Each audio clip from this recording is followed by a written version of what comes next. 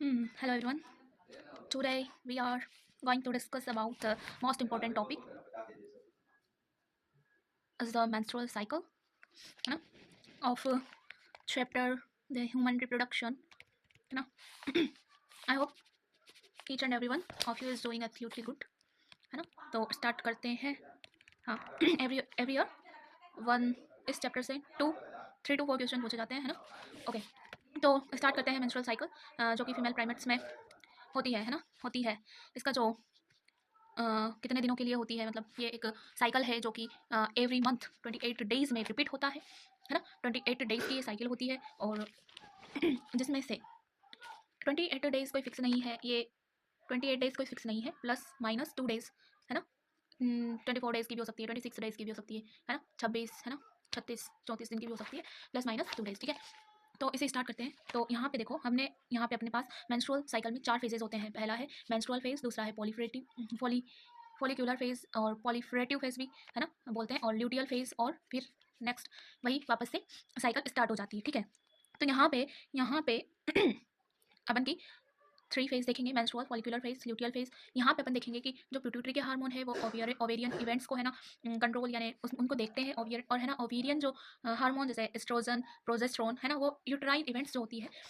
Uterine events क्या होती है, जैसे एंडोमेट्रियम को बनाना और मेंटेन करना. एंडोमेट्रियम जो होती है वो यूट्रस की वॉल होती है. यूट्रस में कितनी वॉल होती है? 3. एंडोमेट्रियम, पेरीमेट्रियम और मायोमेट्रियम, जिसमें से अपन एंडोमेट्रियम जो होती है वो एंडोमेट्रियम के डीजनरेशन से मेंस्ट्रुअल फेज आता है. तो अपन को इसको मेंटेन करके रखना है. अब जो है यहाँ पे 2 हार्मोन्स है अपने पास. 2 हार्मोन्स है कौन कौन से? Oestrogen and progesterone. 2 हार्मोन कौन सा है? एस्ट्रोजन और ये प्रोजेस्टेरोन. ये क्या करते हैं, जो कि एस्ट्रोजन है वो एंडोमेट्रियम की वॉल को बनाए नहीं रखता, बनाता है. ठीक है एंडोमेट्रियम को वॉल को बनाता है, और प्रोजेस्टेरोन जो होता है वो मेंटेन करके चलता है कि ये एंडोमेट्रियम जो होती है वो टूटे ना. ठीक है ओके तो हमें इस मेंस्ट्रुअल साइकिल में हमें एंडोमेट्रियम को बना के रख के चलना है. अब यहाँ पे बनाए रखने के लिए यहाँ पे बनाए रखने के लिए हम क्या करेंगे, देखो यहाँ पे हम क्या करेंगे, देखो यहाँ से लास्ट फेज देखते हैं अपन, जो ये कार्पस ल्यूटियम है. ठीक है एंडोमेट्रियम को बनाने के लिए चाहिए अपन को एस्ट्रोजन और प्रोजेस्टेरोन. ठीक है अब यहाँ पे जो लास्ट फेज में अपने पास एक कार्पस ल्यूटियम बनता है. कार्पस ल्यूटियम जो करता है, सिक्रीट करता है एस्ट्रोजन और प्रोजेस्टेरोन, और एस्ट्रोजन और प्रोजेस्टेरोन सिक्रीट करता है. अपने पास यहाँ पे पिट्यूटरी हार्मोन है. पिट्यूटरी हार्मोन कौन कौन से हैं? एफएसएच और एलएच. ठीक है अब पिट्यूटरी हार्मोन है एफएसएच और एलएच. ओके तो जो इससे कार्पस ल्यूटियम से एस्ट्रोजन और प्रोजेस्टेरोन 2 हार्मोन सिक्रीट हो रहे हैं, वो नेगेटिव फीडबैक देते हैं, जीएनआरएच, एफएसएच और एलएच. ठीक है नेगेटिव फीडबैक दिया तो ये कम होती जाएगी. एस्ट्रोजन और प्रोजेस्टेरोन नेगेटिव फीडबैक देते हैं कि भैया हम तुझे सिगरेट नहीं होने देंगे, तो यहाँ से इनकी कमी हो जाती है. एक टाइम पर कार्पस ल्यूटियम जो है वो डीजनरेट करने लग जाता है ना. जो कार्पस ल्यूटियम का जो है फिक्स 14 डे तक लाइफ साइकिल है इसका. 14th डे में ये डीजनरेट हो जाएगी. ओके डीजनरेट हो गई. डीजनरेट होने के बाद एस्ट्रोजन भी नहीं रहा, प्रोजेस्टेरोन भी नहीं रहा. अब जब एस्ट्रोजन और प्रोजेस्टेरोन ही नहीं रहा, तो एंडोमेट्रियम को बनाने वाला जब हार्मोन ही नहीं रहा, मेंटेन करने वाला हार्मोन नहीं रहा, फिर क्या खत्म हो जाएगी भाई, डीजनरेट करने लग जाएगी एंडोमेट्रियम भी. तो अब देखेंगे मेंस्ट्रुअल फेज. ठीक है यहाँ पे डीजनरेट हुई, वही एंडोमेट्रियम मेंस्ट्रुअल ब्लीडिंग के तौर पर निकलती है, जो कि होती है 1 to 5 डेज. किसी ये हर फीमेल के ऊपर डिपेंड करती है, किसी में 2 दिन, किसी में 5 दिन, किसी में वीक तक रहती है. ठीक है जो कि एंडोमेट्रियम का टूटना जिसे बोलते हैं मेंस्ट्रुअल फेज, जो कि है ब्लीडिंग के रूप में यह बाहर निकलती है ना, यूट्रस है ना. तो फिर यहाँ पे 1 to 5 डेज का ये मेंस्ट्रुअल फेज होता है. अब क्या होता है इसके बाद, अपन को यहाँ पे ओवेरियन इवेंट देखना है. अब क्या होता है, एंडोमेट्रियम टूट गई. ठीक है अब हम वापस से ये साइकिल स्टार्ट होगी. ठीक है अब अपन को एंडोमेट्रियम को बनाए रखना है. अब भैया पहले तो एस्ट्रोजन और प्रोजेस्टेरोन कहाँ से आ रहा था? Corpus luteum. अब वो तो है नहीं, अब कहाँ से आएगा? देखो यहाँ पे पिट्यूटरी के हार्मोन है एफएसएच और एलएच, यहाँ से आएगा एस्ट्रोजन और प्रोजेस्टेरोन. ठीक है अब एफएसएच जो होगा वो इन पर फॉलिकल्स पे एक्ट करेगा है ना, तो फॉलिकल्स की डेवलपिंग पे वो एक्ट करेगा, डेवलप करेंगे. फॉलिकल यहाँ पे प्राइमरी फॉलिकल बनेगा, secondary, tertiary and graafian follicle, and then rupture हो जाएगा. देन ओव्यूलेशन 14 डेज में हो जाएगा, 14th डे में ओव्यूलेशन हो जाएगा. तो यहाँ पे जो है ओवेरी में क्या हो रहा है, एफएसएच फॉलिकल्स का जो है फॉर्मेशन करवा रहा है, तो इसे बोलते हैं पॉलीफ्रेटिव फेज. ठीक है फॉलिकल्स में. ठीक है ओके फिर यहाँ पे एफएसएच जो होगा एस्ट्रोजन का सिक्रेशन भी कराएगा, जो कि एंडोमेट्रियम को मेंटेन करेगा. धीरे धीरे ग्रेजुअली धीरे धीरे बढ़ेंगे ये हार्मोन. ठीक है यहाँ से पीक बढ़ रही है. ठीक है अब जब है 14th डे में क्या होगा, 14th डे में है ना क्या होगा, ओव्यूलेशन हो. ये ग्राफियन फॉलिकल जो है वो रप्चर हो जाएगा. ग्राफियन फॉलिकल जो है वो रप्चर हो. 1 मिनट सो रहा है, 1 मिनट. ये भी पढ़ेगा, पढ़े वो नहीं पढ़ा, सो रहा है बेटा, आता कुछ नहीं. ठीक है तो यहाँ पे जो है वो ग्राफियन फॉलिकल रप्चर कर जाएगा, तो ओव्यूलेशन हो जाएगा. अब यहाँ पे जो है ओव्यूलेशन कब होएगा, जब ये एलएच जो है ल्यूटेनाइजिंग हार्मोन अपनी पीक पर जाएगा. ओके ये अपनी पीक पे जाएगा, ठीक है। यहाँ पे FSH LH सर्ज 14 डे में होता है, ये क्वेश्चन आ चुका है, ठीक है ना। तो LH का लेवल अचानक से बढ़ेगा, जिसे बोलते हैं LH सर्ज। सर्ज मतलब पीक पे पहुंचना, ओके। यहाँ पे हो गया, ओवुलेशन हुआ, ओके।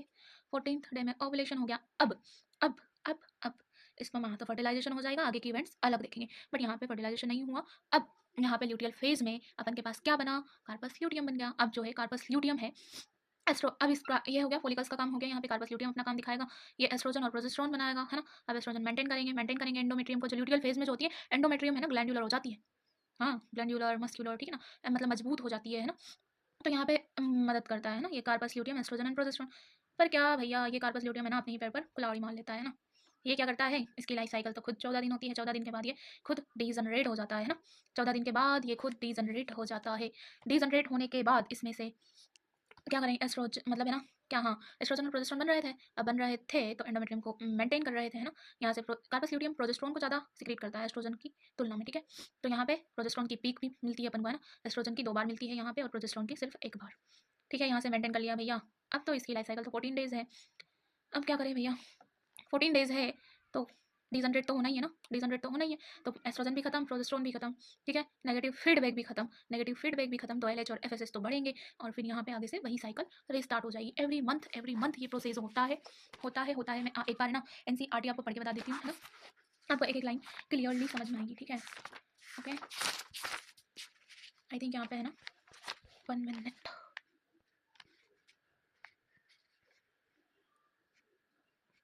ठीक है, ओके। यहाँ पे देखो द रिप्रोडक्टिव साइकिल, हाँ ना यार, यहाँ पे देखो the reproductive cycle in the female primates, जैसे कि मंकी हो गया, एप्स हो गया, and human beings is called menstrual cycle. इसे रिप्रोडक्टिव साइकिल भी बोलते हैं। The first menstruation begins at puberty, जब प्यूबर्टी के टाइम फर्स्ट मेंस्ट्रुएशन शुरू होता है उसे बोलते हैं menarche. In humans females menstruation is repeated at an average interval about 28 या फिर 29 days, and the cycle of event start from one menstruation till the next one is called the menstrual cycle. Okay, one ovum is released during the middle 14th day. Okay, 14th day पढ़ा था ना, yes, 14th day of each menstruation, है ना। तो of each menstruation, the major events of menstrual cycle shown in figure, the cycle start with, पता नहीं क्या ये होता है। The cycle start with the menstrual phase when menstruation flow occur, and it's at least ये last 3 to 5 days का होता है ना। The menstrual flow resulted due to breakdown of endometrium lining, है ना, of the uterus at जिसमें क्या होता है, blood vessels which forms liquid that comes out through vagina के द्वारा बाहर आता है। menstrual only occur if the released ovum is not fertilization। menstruation कब होता है, जब जो 14th डे में जो ओवुलेशन हुआ है, अगर वो अंडा ओवम फर्टिलाइज नहीं हुआ है तभी होगा, ठीक है ना। It may also be caused due to some other क्या लिखा है, lack of menstruation may be indicative of pregnancy। यहाँ ध्यान देखो, may be it lack of menstruation का मतलब ये नहीं है कि प्रेगनेंसी ही होगी। इसका अन्य कारण क्या है, लाइक स्ट्रेस, है ना, एब्सेंस किस वजह से भी हो सकता है, स्ट्रेस, पुअर हेल्थ, है ना, नॉट बेटर हाइजीन, है ना, ओके, है ना। तो यहाँ तक पढ़ लिया। During this phase the primary follicle in the ovary grow to become a fully mature graafian follicle. Simultaneously the endometrium of uterus regenerate through proliferation. These changes in the ovary and the uterus are induced by the change of level of pituitary and ovarian hormone. Pituitary का hormone FSH and LH, और ovarian hormone estrogen and progesterone. Okay, the secretion of gonadotropin, gonadotropin में आ जाता है LH और FSH, gonadotropins increase gradually during the follicular phase, बढ़ रहे थे ना hormone, and stimulate follicular development, follicle का डेवलपमेंट कराते हैं। Secretion of estrogen by the growing follicle, both LH and FSH attack peak level पर जाते हैं, है ना। Rapid secretion of LH leading to its maximum level, जो कि 14th डे में हुआ था, and mid of the cycle called LH surge, peak पे पहुंचना। Induce rupture of graafian follicle, जो कि है ग्राफियन फॉलिकल रप्चर हो जाता है, and near by the release of ovum release होता है, जिसे बोलते हैं ओव्यूलेशन। आपके जो है ना ग्राफ में मतलब है ना, यहाँ पे दे रखा है ओव्यूलेटरी फेज, बट है ना जो यहाँ पे नहीं लिखा हुआ है, 14th डे में होता है, 14th डे में होता है, ठीक है ना। यहाँ पे नहीं दे रखा है, NCERT में दे रखा है ना, डायग्राम में नहीं दे रखा है ना, डायग्राम में नहीं दे रखा है।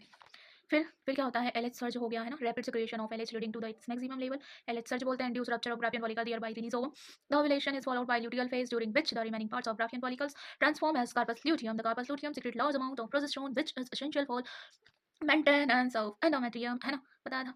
सच and endometrium is necessary for implantation, जो क्या है, नेसेसरी है ना, इम्प्लांटेशन एंडोमेट्रियम में ही तो होगा, तो fertilization and other events of pregnancy भी होगी during pregnancy. All events of menstrual cycle stop, जो भी आपके मेंस्ट्रुअल साइकिल में जो भी इवेंट्स हो रही है, अगर प्रेगनेंसी हो गई तो वो सब इवेंट्स जो होगी वो रुक जाएंगी, है ना। And there is no menstruation in the absence of fertilization, the corpus luteum degenerate कर जाएंगी, है ना। This cause disintegration of endometrium leading to the menstruation, making a new cycle in human beings. Menstrual cycle कैसे around 50 year of age रुक जाता है ना। That is turn menopause, menstruation रुक जाता है क्योंकि जो भी फॉलिकल्स हैं, बहुत सारे फॉलिकल्स होते हैं ना, खत्म नहीं हो जाते हैं, तो मीनोपॉज आ जाता है। Cyclic menstruation is an indicator of normal reproductive age an extend between menarche and menopause. ठीक है, यहाँ पे कुछ इंट्रोडक्शन दे रखा है मेंस्ट्रुअल हाइजीन के बारे में, मेंटेनेंस ऑफ हाइजीन एंड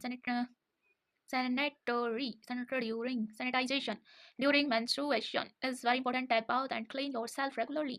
ये तो ठीक है ना। यूज सैनिटरी नैपकिन्स और clean homemade pads, change sanitary napkin off और homemade pad after every 4 to 5, है ना, hour as per the requirement, है ना।